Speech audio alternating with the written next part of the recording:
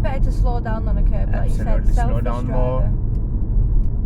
Because we're going into a 30 now. Slow down more. Slow down, slow down, slow down. Hold on. That's it. Just having a problem with the horse. Yeah, alright, good. Well done. Relax, good. Check your mirrors first. And slowly, gradually and slowly. That was unexpected, isn't it? So always remember, expect the unexpected. Yeah. So the way you were going, you should have planned early. Did you saw the horses? Yeah, so the horse does slow down anyway, because you don't know what the horse is going to do. Horse rider. Oh my goodness. When you were approaching, even though, yes, you're driving in your road, but remember, horse is not a machine. Yeah, so. It's an animal. Yeah.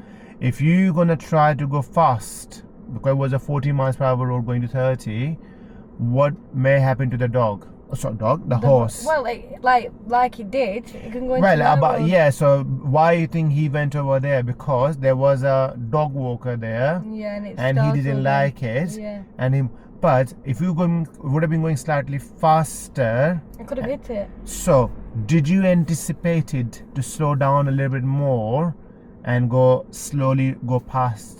No, but I should have, like I do when I slow down to pass cars, I should have slowed down to pass that, just in case something like that happens. Always remember, anticipate. Observation, anticipation, planning. Yeah. 3 things happen so far in this just one stretch of the road. This is why this is very important, this lesson for you, okay? Yeah.